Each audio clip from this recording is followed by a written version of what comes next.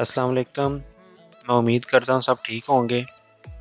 Last video में मैंने आपको एरो फंक्शंस के बेसिक्स के बारे में बताया था। आज हम एरो फंक्शंस के कुछ एडवांस यूजेज और कुछ उसके मज़ीद बेनिफिट्स देखेंगे। अगर आपने लास्ट वीडियो नहीं देखी which is about basics of arrow functions, तो उसका लिंक मैं नीचे डिस्क्रिप्शन में प्रोवाइड करा दूँगा। आप पहले वो देखें, उसके बाद इस वीडियो को देखेंगे तो आपको मज़ीद बेहतर समझ लगेगी।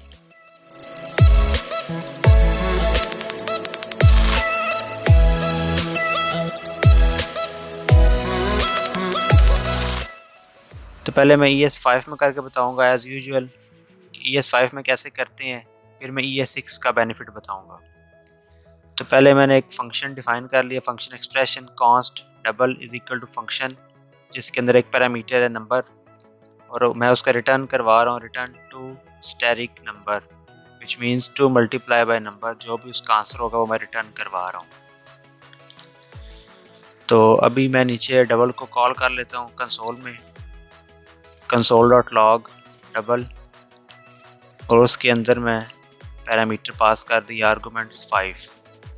तो वो फंक्शन के अंदर जाएगा तो उसके अंदर उसका रिटर्न करवा देगा 2 के साथ मल्टीप्लाई करा के, और कंसोल में देखा तो उसने 10 शो करवा दिया।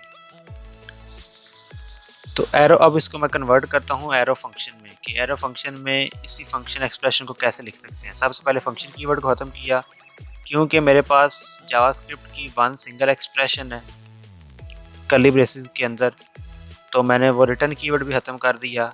और क्योंकि मेरे पास ओनली वन जावास्क्रिप्ट एक्सप्रेशन है तो मैंने कर्ली ब्रेसेस भी ख़त्म कर दी, विच मीन्स कि वो इम्प्लिसिट रिटर्न करवा देगा। और मैंने सिर्फ फैट एरो यूज़ किया, जो कि मैंने लास्ट वीडियो में बताया था फैट एरो के बारे में।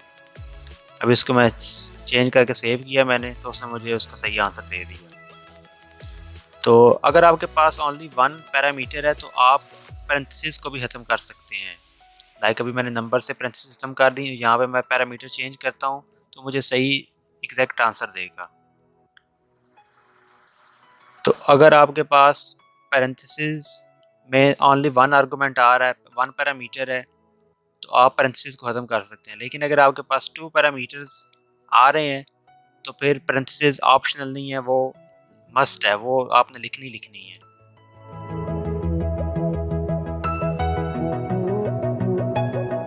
लाइक अभी अगर मैं लिखता हूँ नंबर 1 नंबर 2, यानी कि 2 पैरामीटर हैं, और यहाँ पे मैं कुछ भी जावास्क्रिप्ट की एक्सप्रेशन ऐड कर देता हूँ, +3 स्टैटिक नंबर 2, और पहले नंबर की साथ में 1 लगा देता हूँ,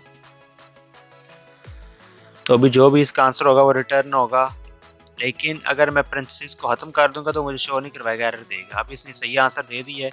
अभी मैं पैरेंथेसिस को ख़त्म करता हूँ, तो आप ऐसा बिल्कुल नहीं कर सकते। अगर आपके पास 2 आर्गूमेंट्स हैं, 2 पैरामीटर्स हैं, तो आपको पैरेंथेसिस लिखना लाजमी है, आपने लाजमी लिखनी है। लेकिन अगर आपके पास एक पैरामीटर है तो आप पैरेंथेसिस को इग्नोर कर सकते हैं और लिख भी सकते हैं, ये ऑप्शनल है। अगर आपके पास लेट्स सपोज कोई भी पैरामीटर नहीं है, विच मीन्स के नो पैरामीटर, तो आपको पैरेंथेसिस लिखना आपके लिए लाजमी है, मस्ट है। लाइक अभी अगर मैं नंबर 1 नंबर 2 ख़त्म कर देता हूँ तो अभी आपको पैरेंथेसिस लिखनी पड़ेगी कुछ भी रिटर्न करवाने के लिए एरो फंक्शन से। तो अभी आपने देखा कि डेव टेक केयर उसने रिटर्न करवा दिया। आप पैरेंथेसिस को ख़त्म नहीं कर सकते। लाइक अगर आप सोचें कि एक आर्गूमेंट भी नहीं है, एक पैरामीटर भी नहीं है, तो पैरेंथेसिस लिखने का फ़ायदा क्या, तो वो आप ऐसा बिल्कुल नहीं कर सकते। ये मस्ट है, आपने इसको लाजमी लिखना है। लेकिन इसका एक और अल्टरनेटिव भी है। अगर आप पैरेंथेसिस नहीं लिखना चाहते तो आपको इज इक्वल टू के बाद फैट एरो से पहले और इज इक्वल टू के बाद अंडरस्कोर लगाना पड़ेगा। अगर आप अंडरस्कोर लगा देंगे तो पैरेंथेसिस लिखने की ज़रूरत नहीं है, और आपके पास अगर नो पैरामीटर है तो आप अंडरस्कोर लगा के फैट एरो फंक्शन लिख सकते हैं।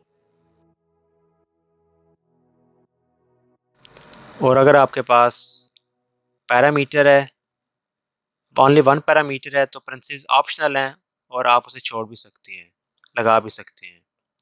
अगर आपके पास 2 पैरामीटर्स हैं तो पैरेंथेसिस मस्ट हैं, वो आपने लिखनी है। अगर आपके पास नो आर्गूमेंट है कोई आर्गूमेंट नहीं है तो आपको पेरेंथेसिस लिखना लाजमी है। अगर आप पेरेंथेसिस नहीं लिखना चाहते तो आप अंडरस्कोर लिख के काम कर सकते हैं।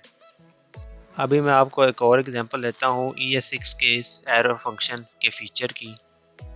लाइक मेरे पास एक अरे है नंबर्स की, const numbers is equal to array of 1 2 3 4, और मैं इसके ऊपर मैप का मेथड लगाता हूँ जो कि अरे के ऊपर आप कर सकते हैं, जिसमें मैं अगर ES5 में पहले लिखूँ तो मुझे लिखना पड़ता था फंक्शन नंबर, मतलब ये आइटरेबल मेथड है, ये हर एलिमेंट के लिए एग्जीक्यूट होता है। तो जितने एलिमेंट्स हैं अरे में उनके ऊपर सीक्वेंस वाइज चलता है। अभी मैं क्या कर रहा हूँ कि जो भी नंबर है मैं उसकी रिटर्न करवा रहा हूँ, array return two static number.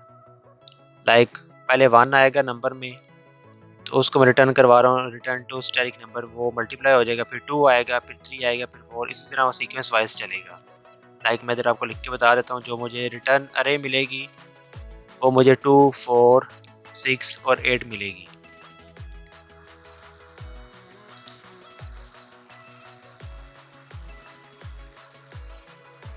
तो अभी इसको मैं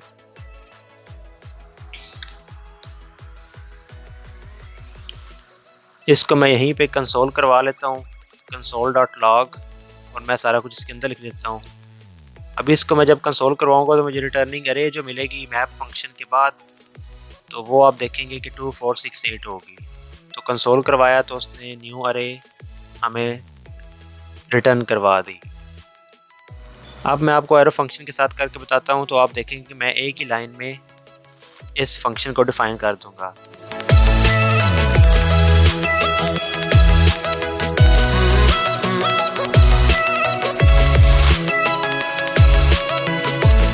सबसे पहले फंक्शन कीवर्ड को ख़त्म किया, फिर रिटर्न कीवर्ड को ख़त्म किया क्योंकि मेरे पास ओनली 1 जावास्क्रिप्ट एक्सप्रेशन थी।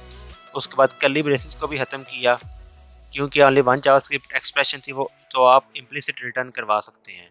और चूँकि मेरे पास ओनली 1 पैरामीटर है तो मैं फंक्शन की पेरेंथेसिस को भी ख़त्म कर रहा हूँ।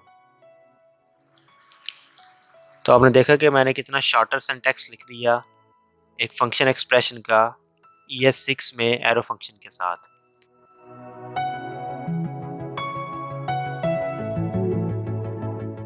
तो अभी मैं अगर यहाँ पे अरे की वैल्यू चेंज करता हूँ और यहाँ पे रिफ्रेश करता हूँ तो उससे मुझे रिटर्निंग अरे जो है वो शो करवा दी सही एरो फंक्शन के ज़रिए। तो ये इसका ज़रा एडवांस यूजेज था। अभी यहाँ पे मैं आपको ES5 में भी जो मैंने पहले लिखा था वो दोबारा लिख देता हूँ कि आप फंक्शन कीवर्ड के साथ, रिटर्न कीवर्ड के साथ, पेरेंथेसिस के साथ और कर्ली ब्रेसेस के साथ जो फंक्शन डिफाइन कर रहे थे, और एरो फंक्शन में आपने वो एक ही लाइन में काम कर दिया यूजिंग एरो फंक्शन। ना हमें रिटर्न कीवर्ड लिखना पड़ा क्योंकि मेरे पास एक ही जावास्क्रिप्ट की एक्सप्रेशन थी ब्लॉक ऑफ कोड में, तो मुझे रिटर्न लिखने की ज़रूरत नहीं पड़ी क्योंकि वो इम्प्लिसिट रिटर्न करवा देता है।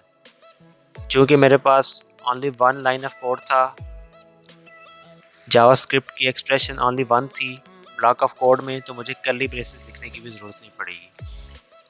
क्योंकि मेरे पास ओनली 1 पैरामीटर था तो मुझे पेरेंथेसिस लिखने की भी ज़रूरत नहीं पड़ी और फंक्शन कीवर्ड की भी लिखने की ज़रूरत नहीं पड़ी। मैंने सिर्फ एडर फंक्शन यूज़ किया और उसके ज़रिए मैंने अपना फंक्शन बना लिया। तो अभी अगर आपको मैं ES5 में भी लिख के वही अरे प्रिंट करवा के बताऊँगा तो वो आपको ऊपर वाली और नीचे वाली दोनों सेम शो करवाएगा। तो आपने देखा कि कैसे मैंने कंसाइज सिंटैक्स में एरो फंक्शन में अपना काम कर लिया। तो अभी कंसोल में देखा तो उसने दोनों अरे शो करवा दी, दोनों सेम थी। तो ये इसकी वेरिएशंस थी एरो फंक्शंस की अकॉर्डिंग टू पैरामीटर्स।